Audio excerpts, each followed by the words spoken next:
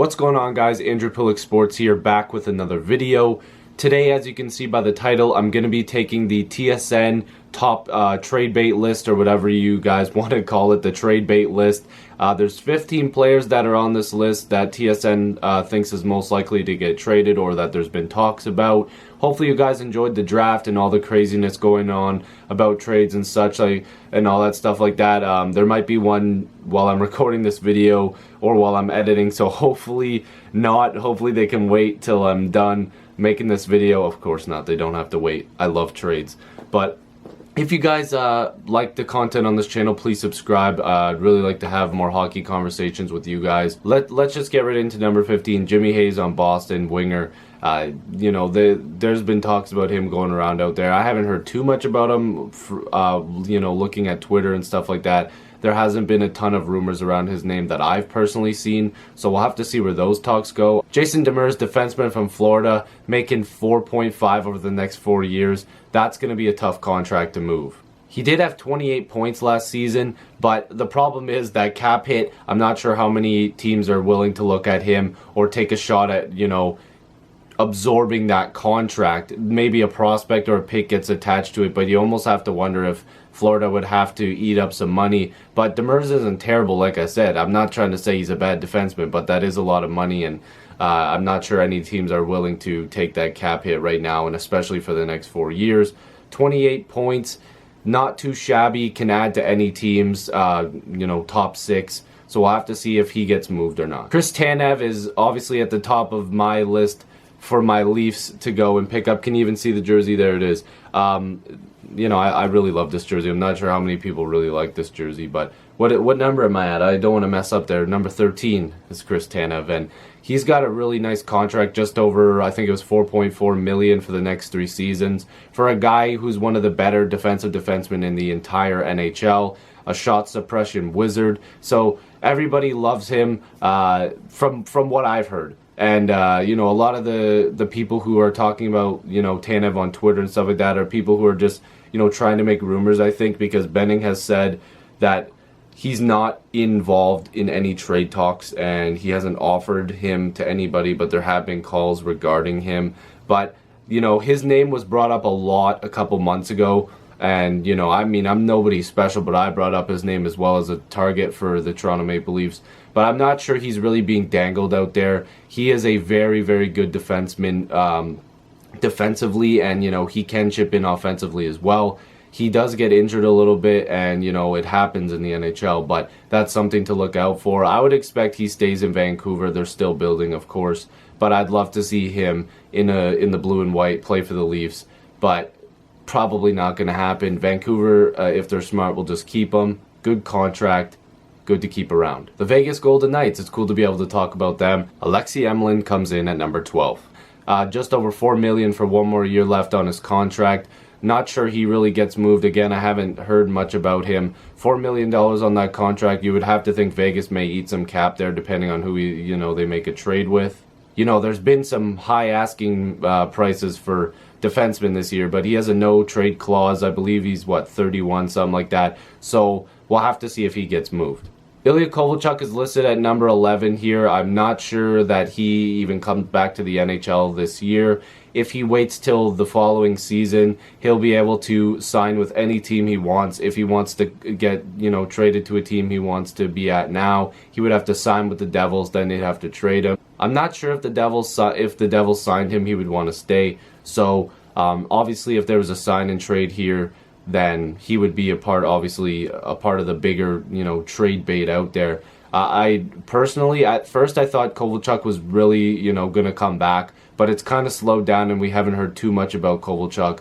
He would make a great impact to any team looking for scoring. The Islanders, I don't know if that would be possible, but, you know, Kovalchuk's been a great player over his career, and he's had some successful years, obviously, playing in Russia, so we'll have to see if he ends up back in the NHL. Matt Dumba's on the list at number 10. 1 more year left on a just over $2 million contract. I believe he had 34 points last year. 22 years old, and he's a great defenseman. Minnesota has had a lot of moving parts this offseason. I don't expect Dumba to be one of them. They gave up some pieces to make sure Vegas, you know, stayed away from him, and I think that they're going to keep him. Why not keep a good defensive core that Minnesota has in place? It's not great, but it is pretty good, you know, having Brodin there and Dumba. It's a nice little core that they have.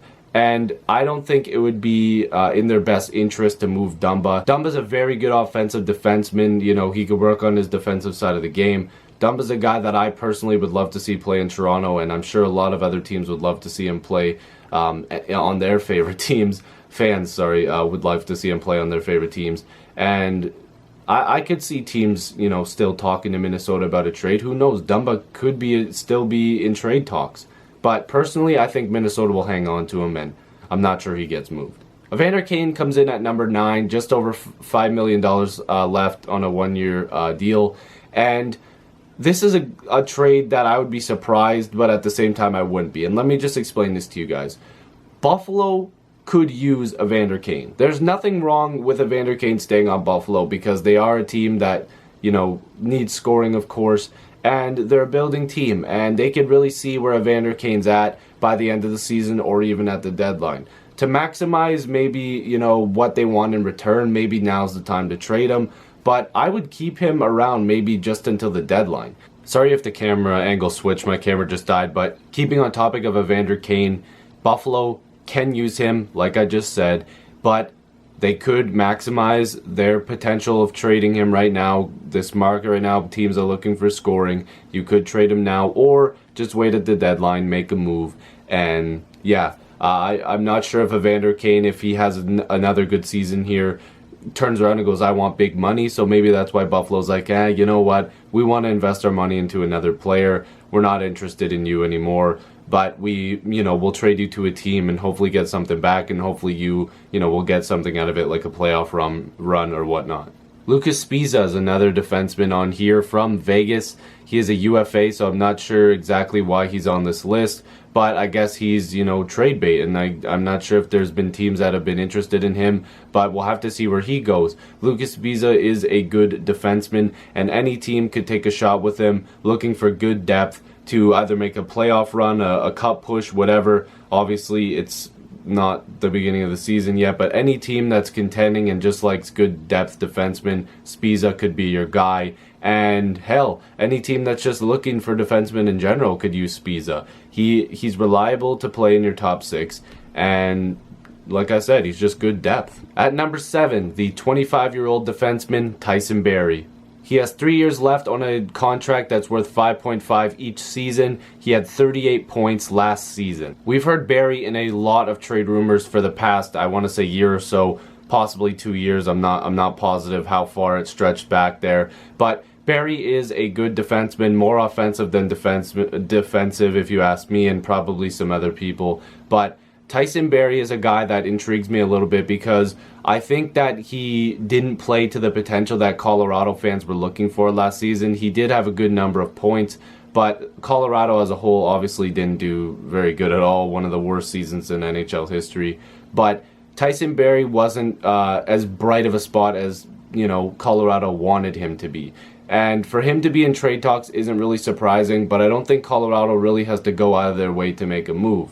Now, there has been, teams talking about, packaging him with a pick or something like that to maybe get rid of that contract. But is 5.5 really, out of the way from Tyson Barrie? Like, is it that bad of a contract for him? I actually want to know from you guys in the comments. What do you guys think of Tyson Barrie's contract? Is it too much? But Tyson Barrie's a guy that I could see getting traded, but at the same time, I think Colorado could hang on to him, and teams may not be willing to take on 5.5 for the next 3 seasons. Marcus Kruger from Chicago comes in at number 7, and I'm not going to talk too much about him. 2 years, $3 million per left on his deal, and this was a guy who everybody thought was going to Vegas. It still could happen. Maybe just trade details haven't worked out yet. That proposed trade with Van Riemsdyk and Kruger going to Vegas and whatnot. Now Van Riemsdyk's off to Carolina, like we have discussed on a previous video. But Kruger, again, they don't want his money in Chicago. They don't want to pay him that, and they're obviously looking to clear out a little bit of, cap. They want some cap space, so he's probably going to get dealt. We'll just have to see when. Marco Scandella, another relatively young defenseman, comes in at number 5,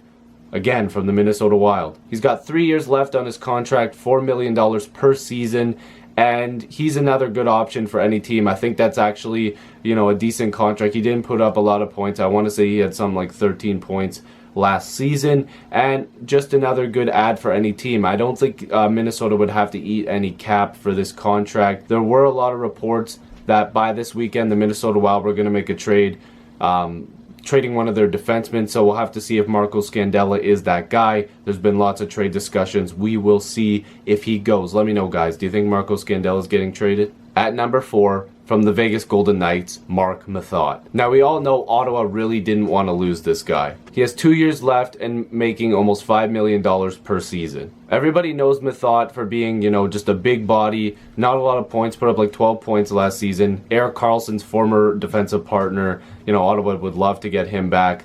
But he could be on the move, but he also has a no trade clause, and Vegas has said that while there is interest, he also is okay with staying in Vegas, and maybe he doesn't want to get moved. Dallas seemed to have interest in him early on, whether that, you know, involved some picks or whatnot. The draft is over, so obviously that trade never happened. But Methot could impact and help any team, and not at a crazy high level impact wise, but he is a good defensive defenseman, big body. Like I said, could help any team out, and we'll have to see if he gets moved. I personally think he'll stay in Vegas. At number 3, Dion Phaneuf. Now this guy, this is surprising to see him on this list, but he's been in a lot of trade rumors. He's got 4 years left at $7 million per. I know that's a lot of money. Ottawa would probably have to eat some cap here, but I think him staying in Ottawa would be, you know, nice, but I think Ottawa's sort of dangling him around now and trying to see if they can make a move.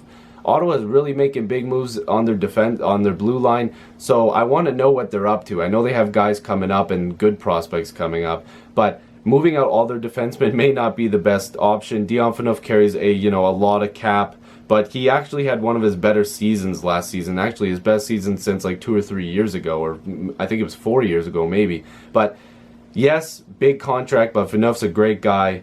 Decent hockey player, not the best defensive defenseman, but hey, he can chip in some points here and there. We'll have to see if he gets moved. At number 2, the restricted free agent, Alex Galchenyuk from the Montreal Canadiens. Now, I still think out of all of this, Montreal should keep him, but it looks like Galchenyuk and the Montreal Canadiens are done. I don't think that Montreal wants to keep him. I think they really are pushing to make a trade happen after making that Duchene trade.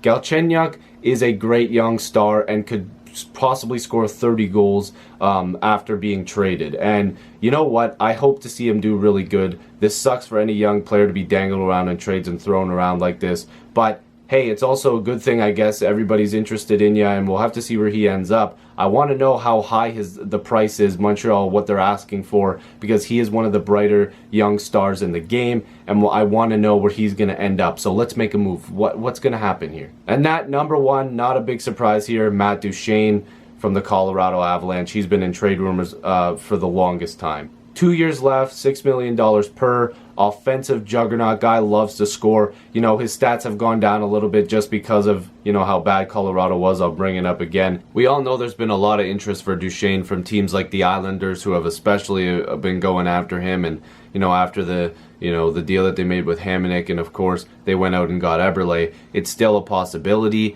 Carolina's been rumored. You know, they're trying to, you know, move a defenseman to, you know, even though they just got another defenseman in Van Riemsdyk, and bring in some more scoring, because Carolina's a team on the up and up here.